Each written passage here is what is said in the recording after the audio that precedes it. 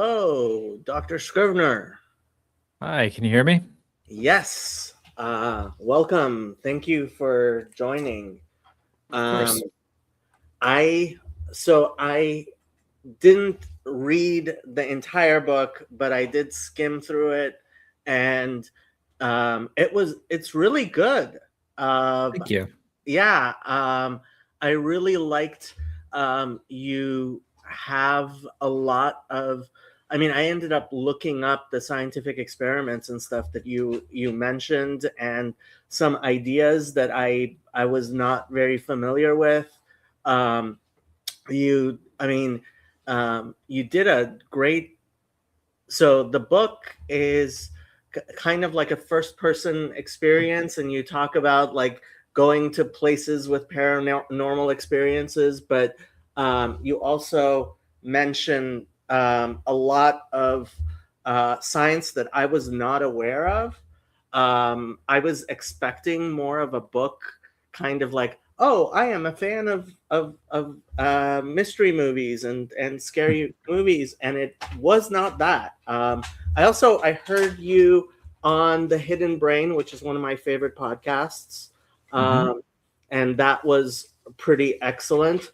I do have some questions that I want to ask you, but please introduce yourself, introduce the book, and we can take it from there.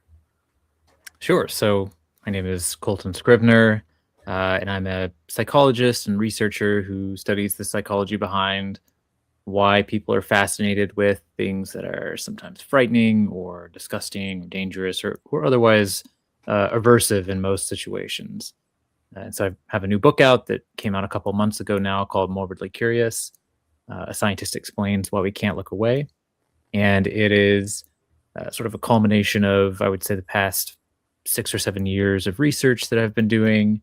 Uh, there's a lot of sort of new theoretical advancements in there, new research that I think, like you said, a lot of people aren't familiar with or don't know about, and sort of synthesizes a lot of different areas of research to try to explain our attraction to the macabre. Yeah. This is live, so if you have questions for Dr. Scribner, please feel free to ask. So your background is actually in anthropology, right? My undergrad is in anthropology, yeah, but Oh, I have a master's degree in forensic biology and then a PhD in uh, technically comparative human development, but my lab or my focus was behavior biology. right. And the way I found you is you have actually come up with a research scale for morbid curiosity. Right. So, yeah, that was very interesting. Are you? I know you did. I believe you did 3 studies verifying the scale. Are you aware if people are doing research using your scale yet, or? Yeah, so there's several people who've used it that have published. There's probably more that have used it that aren't yet published, but I know there's some that have used it with music, so music containing violent themes. There's some that have done it looking at true crime and interest in true Mhm. crime. It's been translated into a dozen or so different languages. Okay. Some of those have been published, some haven't yet. I know the Chinese validation was published. I think maybe a Portuguese validation was published. Um, so yeah, I mean, people are starting to use it. It's just one of those things that it's slow because there aren't a lot of people who study this, Right. and of course, the publication process itself is can be a little slow. Yeah, the reason I actually first looked it up was I was trying to understand. I don't know if you've even heard of this. I hadn't heard of this until I encountered it. There's a internet phenomenon called lol cows. I don't Uh, think I know that. What is yeah, it? so it's people who are considered to be cows, as in resources you can go back to hmm milk hmm for lulls, for laughter. Okay. And so basically, what um, it's kind of the Jerry Springer phenomenon, but on the internet, where Mhm. these people have followings of some people they just put their life out on the internet, and Yeah. then they have like cult followers who just follow their lives. Yeah. And when I found out about this, I'm like, okay, I need to look into the peer-reviewed research. And there you were. Um, Mhm. yeah, one of my questions, and you kind of addressed it already, is it just fear, or is it also disgust? Is it all the negative emotions? Like, what's going on there? So at the core of it, it's about things that could harm you, right? And so those can be things that do produce, often are things that produce fear. They can be things that produce disgust. They can be things that produce other negative emotions like shame. Mm. But typically it's fear simply because it's about things that are a danger to you or could threaten you or harm you. Okay, so I mean, this this thing of looking at, the Jerry Springer type of stuff, right? Um, I so you gave four categories that you said um, morbid curiosity falls into. One, minds of dangerous people, which makes a lot of sense. Two, physical violence, which also makes a lot of sense. Three, bodily injuries, which, yeah, I can kind of see that. And then four, paranormal dangers. And I was like, okay, now that's something else. So could you explain where paranormal dangers fall into this? Yeah, so that category captures an interest in things that are typically obscured from our understanding, Mm-hmm. and in part because of that, we find them potentially threatening.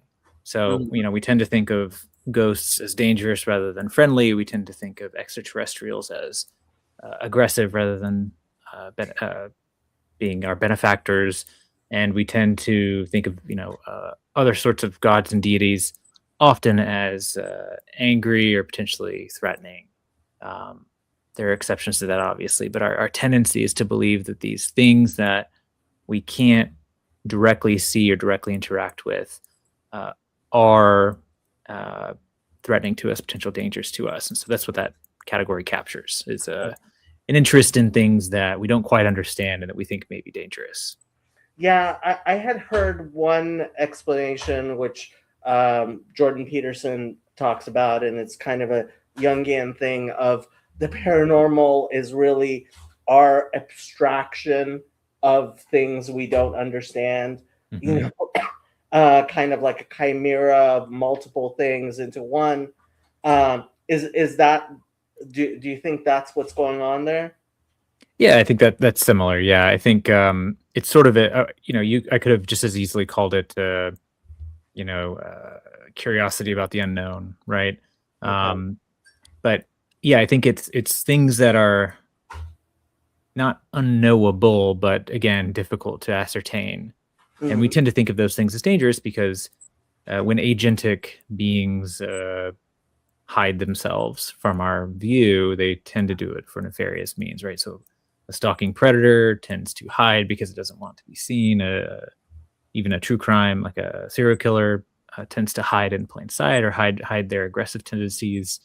If you see someone who's peeking around a corner, they're more suspicious than somebody who's standing in broad daylight.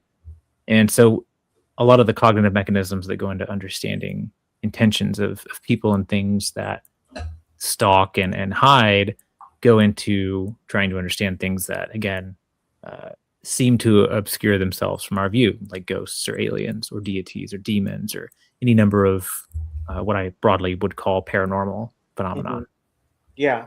And another thing you mentioned in your book is that people seem to have this idea that maybe being morbidly curious shows some sort of moral failing, etc. Mhm. And you actually found that to be kind of the opposite. Yeah, so there wasn't much research on this, probably because people have strong intuitions about it, and so sometimes for those things, people don't look into them empirically. And so, Hmm. yeah, I did a series of studies looking at interest in horror, entertainment broadly, Hmm. and empathy. So empathy both affectively and cognitively. So how do you feel what other people feel, and do you understand their points of view or understand their positions? And as well as compassion, which is a slightly different, related phenomenon where you care about someone's well-being. And Mm. what I found is that uh, across the board, horror fans were not lower in empathy or compassion. In fact, they tended to score a little bit higher in compassion and, in some measures, higher in cognitive empathy as well. Yeah, I would think somebody who's interested in psychological thrillers and stuff would likely have a stronger theory of mind, etc. Yeah, yeah, exactly. And to even enjoy a horror movie, you sort of have to empathize with the protagonist, and you have to care about their well-being. Otherwise, it's not as interesting to you. And so, on its face, the whole horror fans have no empathy thing didn't make a lot of sense because horror kind of requires you to have empathy in order for it to work, in order for it to be interesting, in order for it to be scary. You have to empathize with the people who are in danger in the story. Yeah, I don't know if you were able to do this discreetly, but I do wonder if there's a difference between the horror that I mean, I personally have always found movies like Leprechaun and Elm Street kind of comical more than Hmm. genuinely scary. Hmm. I find things talking about actual serial killers, etc., that to be more genuinely actually frightening to me. Yeah. But yeah, is there a distinction to be made there? Uh, sure. I mean, there are with a lot of things. When it comes to empathy, there didn't seem to be a big difference. It didn't really matter if you were, because I did look at subgenres. So I looked at the paranormal, I looked at psychological thrillers, I looked at slashers, I looked at more body horror, and there really was no statistical difference between those when it came to empathy or compassion. The only thing I saw was that people who scored high, who were more interested in particular in the paranormal genre, Hmm. did score even a little bit higher in measures of empathy than the average person and than the average horror fan. Interesting. Yeah. Is there any clinical implication in terms of like actually telling people, hey, why don't you watch horror movies, etc., that might be, a, an act, something that I might be able to take into clinical practice? Yeah, in fact, a lot of clinicians already use things like this when they use exposure therapy, or they use even types of cognitive behavioral therapy, depending on what they're trying to treat. But yeah, I've written a bit about, including in the book, about how horror appears under certain circumstances and for certain people to help them with their anxiety, and in particular, it seems to help with generalized anxiety. Hmm. Um, and there's starting to be more research about that now. I mean, the research I cite in the book is mostly the empirical research, the clinical research is mostly from a game called Mindlight, which was developed to help treat anxiety in children, Hmm. and in particular, generalized anxiety in children. And Mindlight is I think you could pretty cleanly argue a horror game. It's about a kid who wakes up in a dark mansion and there are shadowy monsters around, and he has to get his grandmother and escape the mansion. Okay. It's a pretty basic plot for a kid's horror game. Um, the catch, of course, is that Mindlight is a biofeedback game, and so it measures brain waves associated with anxiety. Hmm. And when the kid starts to feel anxious, for example, if they're approaching one of these monsters and they have to kind of shine their mind light on the monster, if they Hmm. start to feel anxious, the mind light, which is like a flashlight, will actually start to dim, and it makes it more difficult for them to defeat the monster. And eventually, an interstitial will pop up on the screen and say, "Hey," it'll remind them some tricks, some CBT tricks for regaining your cool, and sort of reminding you that this is just a game and you can overcome this. Here are some tricks to do this. And once the headband detects that the child has calmed down, the interstitial will go away and the mind light shines very bright. And this allows them to advance through. So it gives you sort of positive feedback as well. Um, but yeah, there's some research that's I think it's under review right now, not from me, but from some other researchers looking at true crime and feelings of anxiety before and after watching it, and are people more likely to watch true crime when they feel anxious, and then do they feel better the next day when they do that? So people are starting to look into this a bit more. One concept you brought up, which I didn't really, I mean, I guess, so I'm a MSW student, and I'm actually hopefully going to graduate soon, but my classes really haven't really talked much about the biological aspects.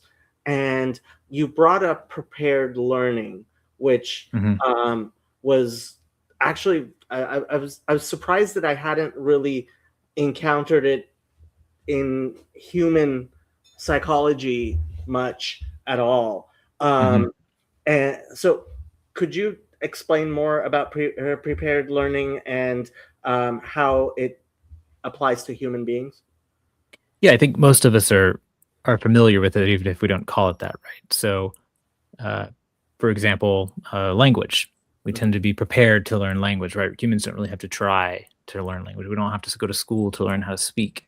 We have to go to school to learn how to write and learn how to spell, because those are not biologically prepared things. But language, speaking language, seems to be grammatical, like learning grammatical structure seems to be.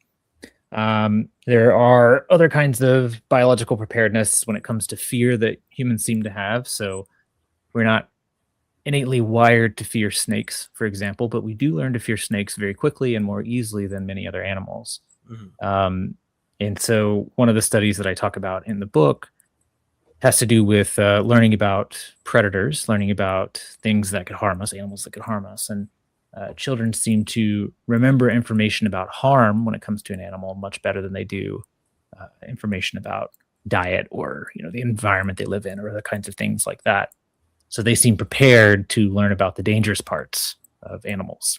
And that, again, probably extends to learning about the dangerous aspects of the environment or plants or foods or all kinds of things, because those are incredibly consequential if you don't learn about them quickly and efficiently.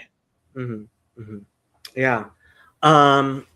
We did have a few questions. Let me see if I can find them. People were started asking. Question: what trends on social media would the professor say are driven by morbid curiosity recently? A lot of them. Anytime social media algorithms, they're a little better about this now, but they still do this. They tend to amplify things that cause people to react emotionally very strongly, and that can be positively emotionally, but often it's negatively emotionally. Often anything to do with politics tends to rile that up, because they tend to be framed in a very threat-oriented kind of way. I would say mostly political stuff online is probably driven by morbid curiosity, but there's a lot of other stuff as well. There are obviously videos of violence that circulate online on all platforms, and they tend to get a lot of clicks, a lot of shares, a lot of views, and that trains the algorithm that those things are things people want to see, and so it shows more of them. Anything to do with threats, which tends to be a lot of things on social media. This is, I would ask it more generally, but Yeah. Do people end up becoming surgeons, etc., because they score higher on morbid curiosity scales? Sure. Yeah. It would be difficult for a surgeon to enjoy their job as a surgeon if they weren't somewhat interested in bodily injuries. It would be difficult for a mortician to enjoy their job as a mortician, or even ever go down that route, unless they had an innate interest in that. Doesn't mean you can't also have intellectual interests in it, but certainly it's driven by morbid curiosity as well. And a lot of people who I meet, like when I was on my book tour, huge portion of the people who came to the book talks, were nurses, firefighters, police officers, people who had jobs that, might indicate that they would be a little more morbidly curious than the average person. Have you found there's a gender difference between males and females? Not a big one, and not like you would expect. So there's a bit of a gender difference between men and women when it comes to some of the subscales. So men are a bit more interested in the violence subscale, women a bit more interested in the minds of dangerous people. The other two categories tend to be about the same, and overall, morbid curiosity tends to be about the same. So there's really not a big difference between men and women when it comes to morbid curiosity. Some slight differences in specific kinds, but not in the overall trait. Does it vary in as a person gets older, develops, etc.? Yeah, it tends to go down as you age, which makes sense if it's about learning, right? You can only eventually you know enough about something, it becomes a little less interesting. The benefits stop outweighing the cons of learning about it. Mm-hmm. So yeah, it tends to peak when you're a teenager, young adult, and then at a population level tends to decline pretty steadily. Mm-hmm. Yeah, I'm guessing I know your answer to this one, but should I be concerned if I think my child has morbid curiosity? No, that's probably a normal, healthy thing for a child to have.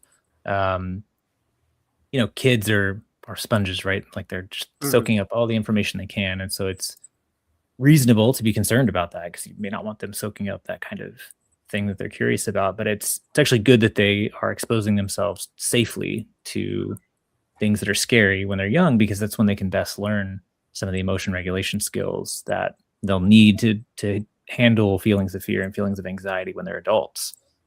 So I would say you shouldn't be concerned. You should, allow them to nurture that curiosity in a safe way. Yeah.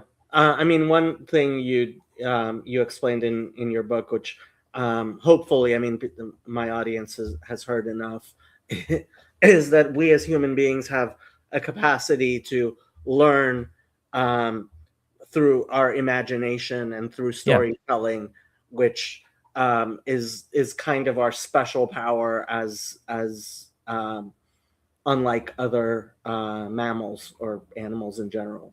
Yeah, particularly when it comes to dangerous things, right? Those are hard to learn firsthand, and they carry a pretty big risk with them. And so being interested in them in a fictional or even a non-fictional but mediated sense, like through film or books or oral storytelling, is perfectly normal. In fact, it's better to be interested in it that way than in person, because it's much riskier to be interested in it in person. So you mentioned that game. As parents, would you say would you recommend watching scary movies with your kids? At what age? What kind of what do you think about that? I think that you should encourage your kids to challenge themselves, and there's a lot of ways to do that, not just through scary movies, for example. That's a good way to do it. It's a way that some kids are sort of inherently drawn to, but just like any trait, morbid curiosity varies, right? So some kids are just not going to be as interested in those kinds of things as others, and some will be a lot more interested. Just like some kids are more extroverted than others, or more introverted, or more curious or less curious in general. I would say let your kids follow their curiosity where it takes them, and if it takes them to something like that, then sit down and watch it with them, and don't make it feel too taboo, but also don't show them something that you think is too much for them. Just like you wouldn't, if you have a 5-year-old, you're not going to give them linear algebra and ask them to solve the problem, right? You're going to give them something that's for their level, and I think the same is true of scary play. But I think the real benefit comes from emotionally challenging yourself, and there's again many ways you can do that. One of which is engaging in scary play through scary books that are made for kids, like Goosebumps, for example, or scary TV shows. Like when I was a kid, that would have been like Scooby-Doo or Courage the Cowardly Dog, or again, scary movies made more for kids. I think that's perfectly normal and even healthy. Mm-hmm. Yeah. I mean, I keep on getting questions that I kind of feel like you already answered. Morbidly curious people are not people you should be putting on a list. Well, I think that brings up a good point, though, in the sense that there's some famous serial killers, for example, who were certainly morbidly curious. Jeffrey Mm, Dahmer is probably the most obvious example. He called himself morbidly curious. He had some interests that resembled that, and he probably was. But then the question is, well, did he do what he did because he was morbidly curious? The answer is probably no, right? Because there are millions of people who were morbidly curious that don't do those things, and so mhm, in Dahmer's case and in many other cases of violence, people are driven by other psychopathologies typically. mhm. Yeah. Right now in my practicum, I'm actually working with a lot of people with schizophrenia, Hmm. and um, I mean they tend to a lot of paranoia. Hmm. Would you say that that kind of overlaps with morbid curiosity? Is it similar? Is it different? Like, Yeah, I think it does overlap, and that's something that uh, it's a research area that's pretty ripe for investigation. But certainly paranoia, right? Like a fear that people or other things are sort of scheming against you or might harm you. That certainly overlaps with morbid curiosity. mm, Um, but there's just simply not enough or any really work on, for example, even schizophrenia, just generally, and morbid curiosity. So I think there's just so much low hanging fruit that would be really interesting to study. That would be one of them. yeah, yeah. I mean, when I saw your scale, I was kind of like, well, yeah, this is something we need in order to do this research at all. So Hmm. I was a little surprised you had just, well, pretty recently. I mean, when did you publish your scale? It was in 2021, I believe. Yeah, so it's only been like 5 years. Yeah. Uh, and it does seem like it's something that, almost in assessment, you would kind of want to ask your clients. I mean, not that our assessments aren't dramatically overlong, but Yeah. um, there's there seems to be a lot there in terms of research, Yeah. which, yeah, I'm kind of surprised wasn't done before. Yeah. A lot of people had spent millions of grant dollars asking what happens to someone if they're interested in these things, right? So in the sense that like violent video game research, for Right. example, tens of millions of dollars spent on that question. Mm, And the result seems to be that, well, it doesn't seem to make you more violent, right? Fine. That's I think that, but that people never asked why are they interested in it in the first place. They just asked what are the consequences or potential consequences. That I think asking why people are interested in that in the first place can tell you a lot about upstream behaviors, upstream causation, or maybe when it does uh, lead to bad outcomes versus when it doesn't. Um, right. Yeah. yeah, I think people just never ask the question really. Yeah. I am not afraid of black cats, but I do like them. Can morbid curiosity show up in our relationship to our dreams, more nightmares, or no dreams at all? Yes, I have a chapter in the book on dreams, and I'm certainly not a dream expert at all. Um, But I did start looking into the research on nightmares and on not just nightmares, but threatening aspects of dreams. Because you can have a dream that's not a nightmare that has aspects of threat to it, just like you can have a movie that has a villain, but it's not a horror movie. mhm. Um, and I haven't done the research myself on like do morbidly curious people have more nightmares or more threatening aspects to their dreams, but some people have looked at like if you're in a more threatening environment, do you have more threatening aspects in your dreams? The answer seems to be yes. A lot of this work came out of COVID, for example. Do the threats in your dreams tend to be specific to the kinds of threats that you face? Maybe there's some research from an anthropologist in the 80s who's working with a small scale society, and he found that uh, men tend to have in that society tend to dream about threats that they face, and women tend to dream more about threats that they face and are unprepared for on a daily basis. In this particular society, they were really good for studying dreaming because they had a cultural, a feature of their culture was that they would tell each other about their dreams as soon as they woke up. It was just like something they did. Um, and so it made them a great population to study for dreaming. Mhm. Yeah, I'm kind of wondering like if parents are more likely to suddenly have um, you know, these types of curiosities, um, and if there's a biological link between being a mother and giving birth, and hormonal links. Yeah. Yeah, probably. Hormones mediate most of our behaviors in one way or another. So Hmm. it'd be kind of surprising if there weren't changes to the types of things you were interested in, or the types of dreams you have, or the types of things you fear, even. Hmm. Yeah. So, I no pun intended, but did you find comorbidities with morbid curiosity? And I mean, he's asking about ADHD. ADHD or autism. Anything So with the DSM? I haven't looked at anything with the DSM. I would love to. I mean, the only thing I have looked at is anxiety, because that's kind of the route that my research took.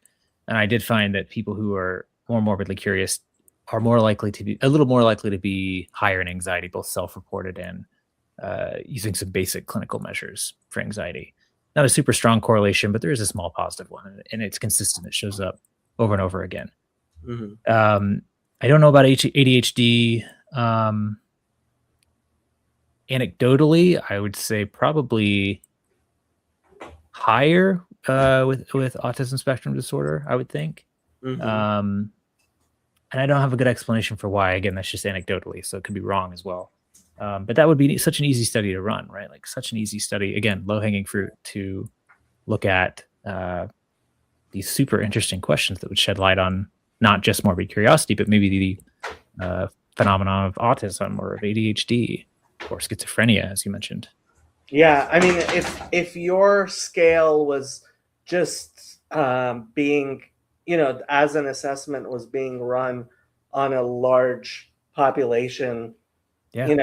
and you could just mine that data, it might be an Yeah. absolute gold mine. And it wouldn't be the scale itself is not diagnostic of anything. It's not a clinical scale. So it doesn't, there's not a cutoff for, you're too morbidly curious or not morbidly curious enough. It's a descriptive scale, much like a personality scale, Big Five or something like that. But it could shed a lot of light on diagnostic scales and maybe why people score a certain way or don't. Hmm. Hmm. Yeah. And it's a short scale. It's 24 questions. It takes maybe a minute to fill out. And so it'd be easy to add on to these large scale studies. Yeah. Yeah.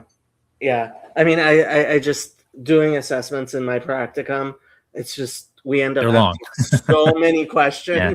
The Hundreds and idea- hundreds of questions. Yeah. Yeah, the idea of adding another 24 questions is kind of I daunting. will say again, in my experience, having done this with thousands of people at this point, people tend to enjoy taking this scale because it's kind of fun. The questions are interesting. They're not like questions that you see on other psychology scales. A lot of questions are, I think, in some ways similar on psychology scales, and and these questions are pretty different, and so people tend to enjoy it a lot more, and they report that back, in person and online.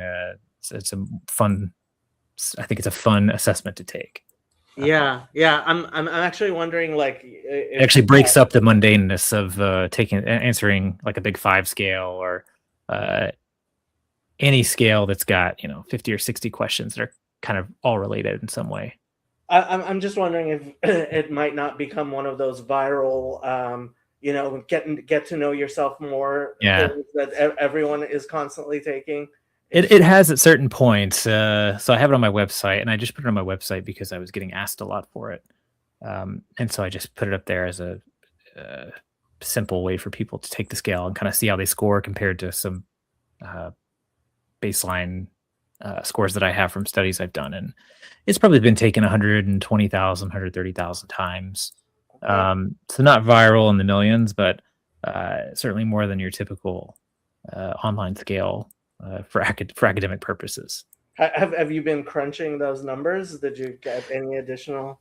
information? Yeah, I mean, I didn't for the first 50,000 people, I didn't have any additional questions on there because I wasn't doing it for research, and I'm still not. I don't, Yeah.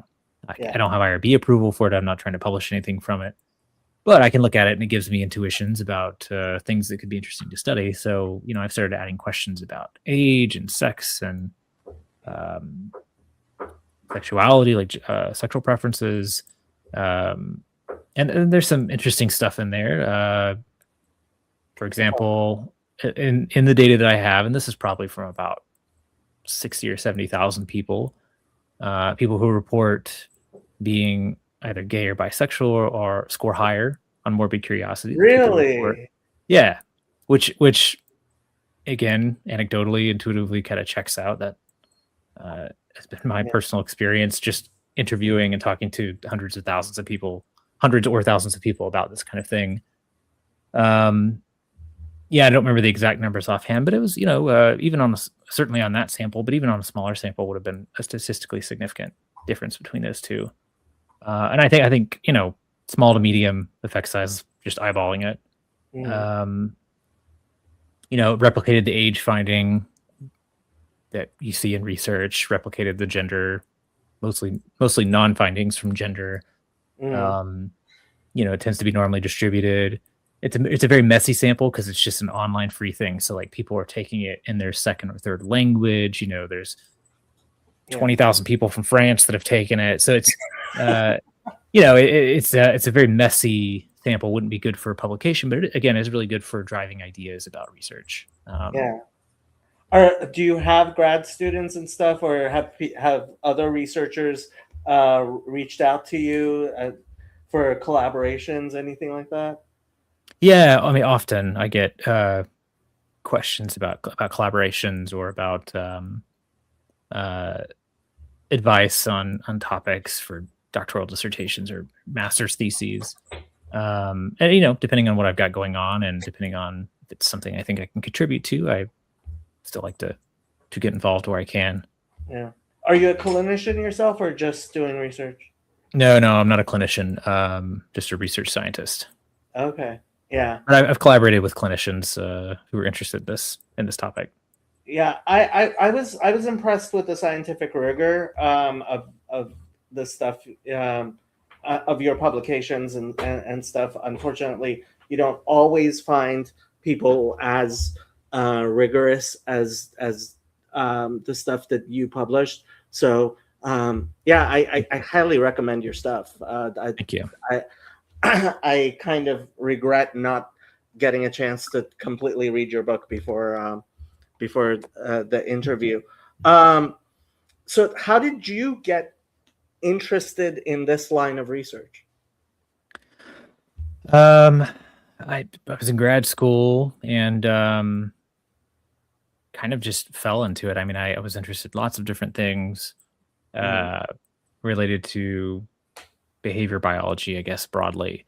mm, And one of the first questions that I got really interested in and thought I would pursue is why people are interested in violence and why violence is such a common form of entertainment across cultures, across history, despite being something that we also punish legally in almost every society on Earth.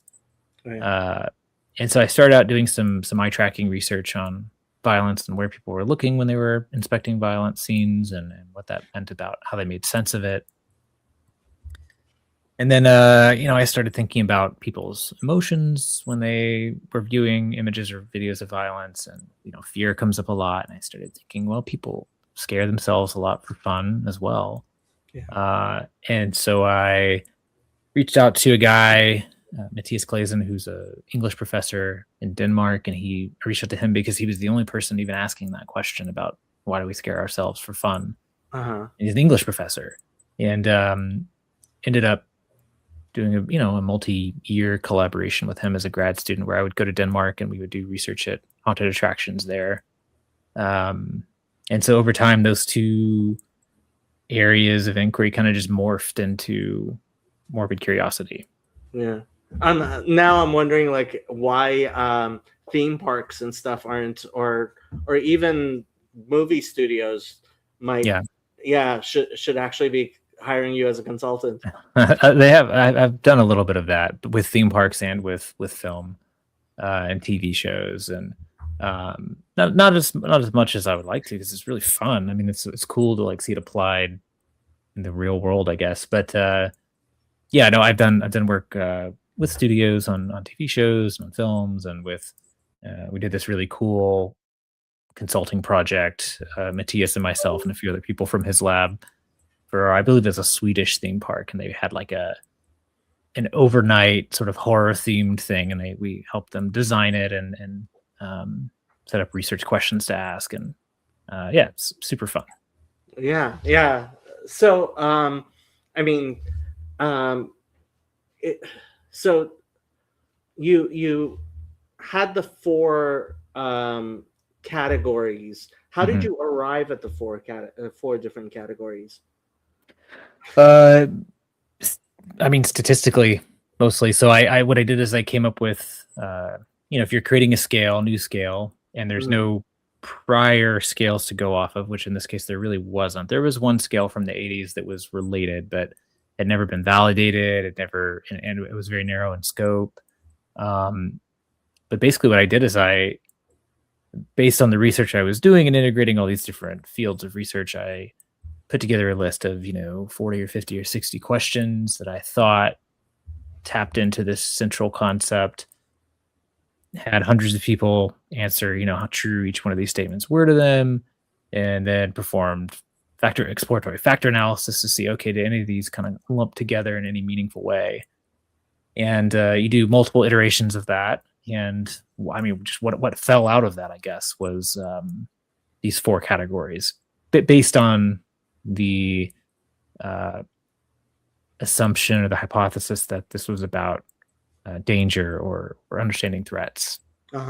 So do the four categories kind of diverge in levels of interest between different people, or they can, yeah, but they tend to, they correlate at something like, I forget now, 0.3 or so, 0.4, which is how a scale with multiple factors should correlate. That you don't want too much overlap, or else you're just measuring the same thing. You don't want them to be too different, or else you're not measuring a cohesive concept.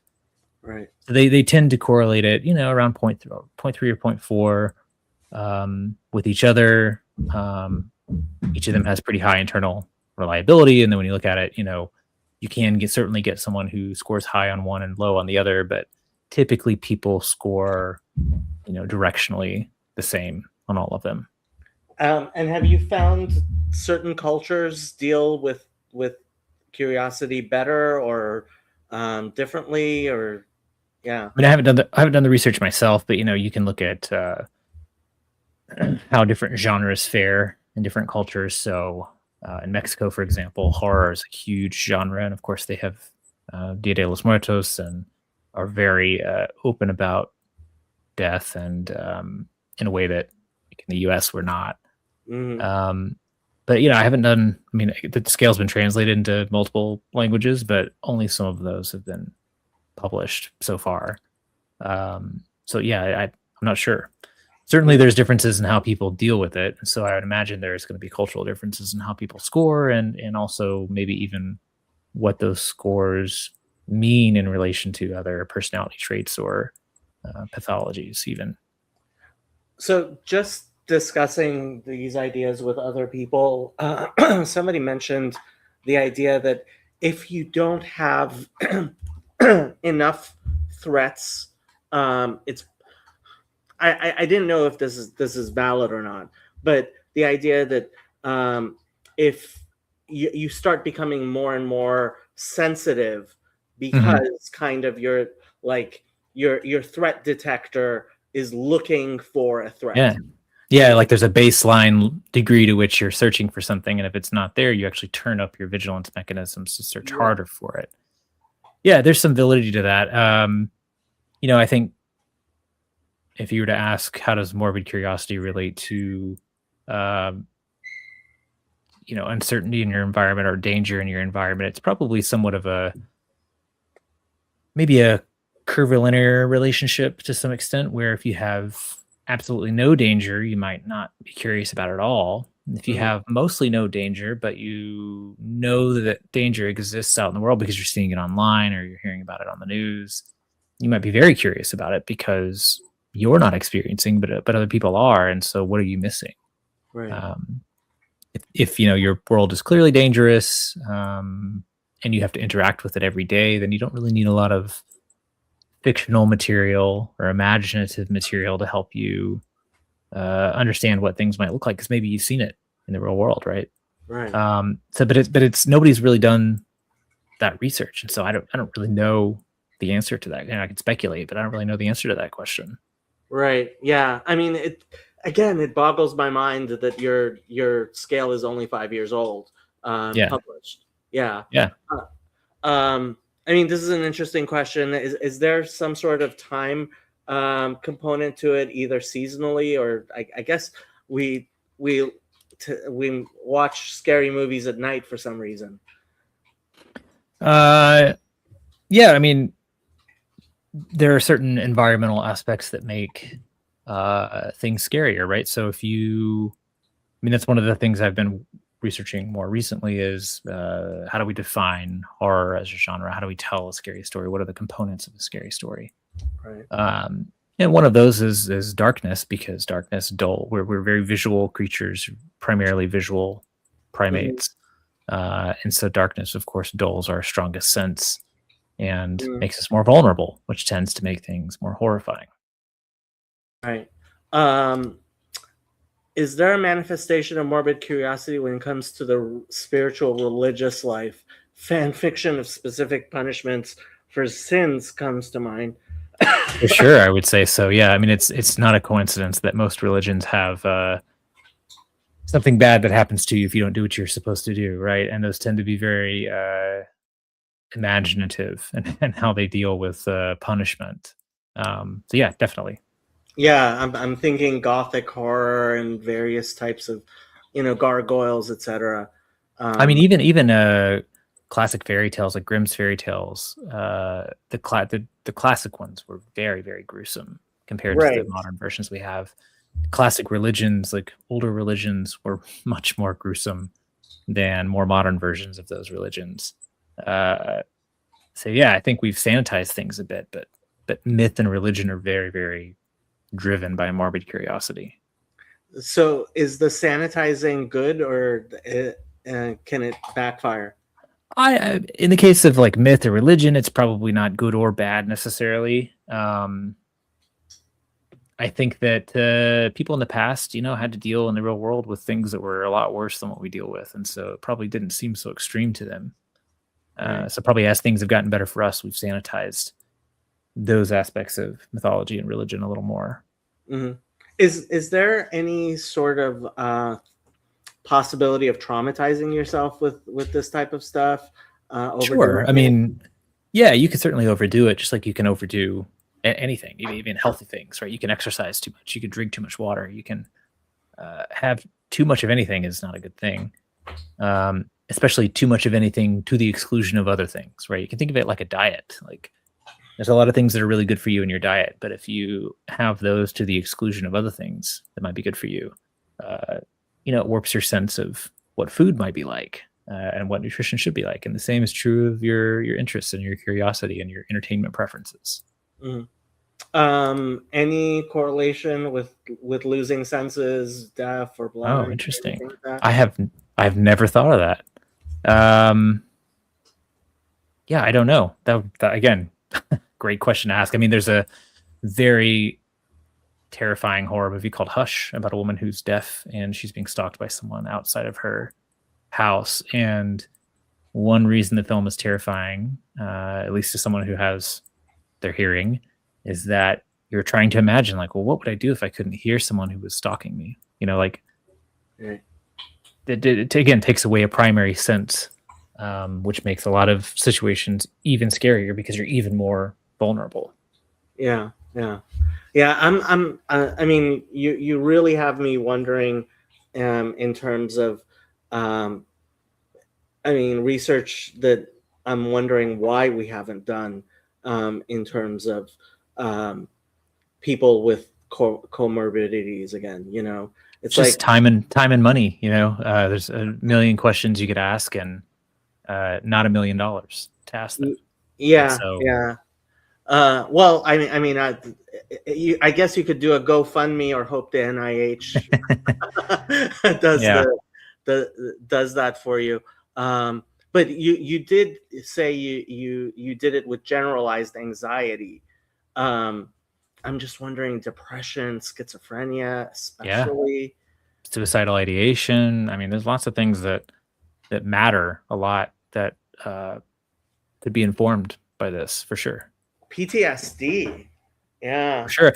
Yeah, and there's some interesting stuff with self-triggering that like uh, Benjamin Belay and some other people have done. They haven't used morbid curiosity explicitly, but I've uh, talked with the researchers in that area, and I think we're kind of in agreement that a lot of this is related to morbid curiosity.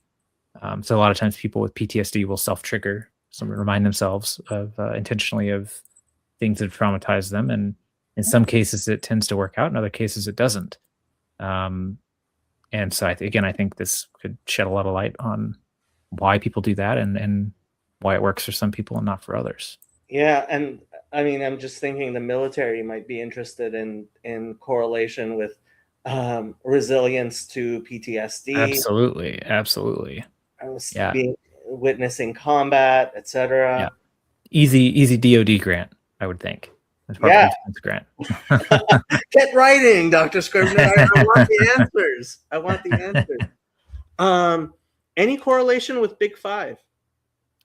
Not as much as you would think, which is what actually convinced me that it was a standalone trait. So Big Five tends to explain a lot of variation in everyday behaviors for people. Not all of it, but a lot of it. And every time I've ever looked at this with Big Five, there's sometimes like a slight negative correlation with conscientiousness, but only with certain parts of like certain aspects of conscientiousness.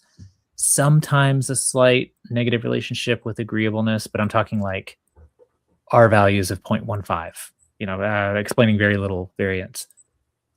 Openness, occasionally a positive correlation, which would make sense if it's tapping into curiosity more broadly, and an openness to new experiences, which is the trait itself.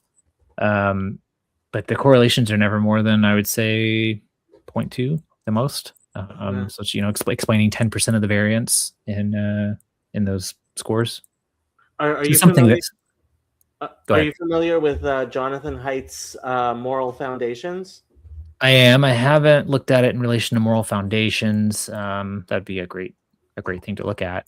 I may have looked at it in relation to disgust sensitivity, psychopathy, all kinds of other traits, but nothing has ever correlated with morbid curiosity scores more than, I think at the most was like 0.5 maybe for rebelliousness, which makes sense. Rebelliousness. Yeah, well, I mean, that kind of makes sense because if something in your culture is taboo, typically it's taboo because your culture says it's dangerous for you, right? So if you're more likely to be a rebel, you're also more likely, at least in our culture, to be seeking out things that are potentially dangerous, information about things that are dangerous. Rebelliousness probably also correlates with age a bit negatively. And so there's probably some overlap there, but one of the studies I did early on was I threw in every scale I could think of that might explain morbid curiosity. So I had I had a psychopathy scale, like a non-clinical psychopathy scale. I had Big Five. I had age and sex. I had disgust sensitivity and various aspects of that. I had the 5 dimensions of curiosity from Todd Kashdan, and I threw all of this into a model. And all of these things together only explained about half the variance in morbid curiosity. But that's across 20 subscales, which again made me fairly confident that I was measuring something distinct and something that is real because it's related to these other things, but in such a way that it's not explained by them. So yeah, it seems to be a somewhat distinct, even from other measures of curiosity, seems to be somewhat distinct. Is it? Do you think it's genetic? Well, I'm sure. I mean, every trait has some genetic component, or everything we do has some genetic component because we are genetic creatures. Right. But if you're asking, do I think it can change over your lifetime based on your environment? Yeah, I think also it can change based on your environment and what you're exposed to. And it should. It should be. Um, it should be triggered under certain environmental conditions more than others. But the baseline is probably, somewhat set, just like your baseline agreeableness or your baseline neuroticism or your baseline extroversion is somewhat set, but it doesn't mean that it can't change under certain environmental situations or even social contexts. Do you know if there's a neurological like correlation, like certain brain areas, I guess, would be more excited under? Yeah, weirdly, there has been one study on that. You would think that would come much later, but there was a study looking at what they operationalized as morbid curiosity. I think the authors and I would probably disagree a little bit about the specific way that they operationalized it, but I think it's still a pretty good study. And what they found was that it was related to sort of seeking behaviors, dopamine activation, in the same way that general curiosity was, or general pleasure in response to material is. Which, yeah, again, makes sense, right? It's going to cause you to seek out something or promote your seeking of something, seeking of information about the thing. I tend to think that neurological studies are very shiny, but they don't always offer a lot of insight into what's going on. They're shiny and fun, and they feel robust, but they're not always more informative than something simpler can be. Right. Yeah. I want to be respectful of your time. I really enjoyed listening to you on The Hidden Brain. Have you been on other podcasts, other things we could go looking for? Too many to count. I guess big ones recently. I was on All Things Considered on NPR. I actually did two Hidden Brains. I don't know if the other one has come out yet. Dax Shepard's Armchair Expert with Dax Shepard. I did Jordan Harbinger's show. I think that came out recently. It's multiple. If you go to my website, there's a media section, and it's got magazine and newspaper articles that I've been interviewed for, but then also there's a section on like podcast and video interviews. Joe Rogan, here you come. That'd be fun. I feel like he would. He's certainly interested in the topic, between Fear Factor and his MMA stuff and his interest in aliens. I think he's kind of broadly interested in morbidly curious topics. Yeah, that's another thing I didn't think of. Combat sports. Yeah. Yeah, absolutely. Yeah, it's kind of the core one, right? I mean, that's definitely related to the violence subscale. Right. Okay. Anything else you wanted to add as we conclude?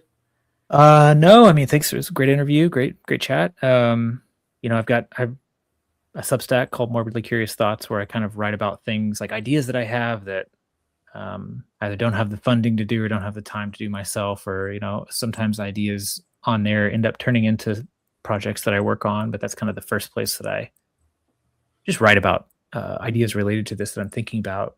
Yeah, cool. It's good. Thank you.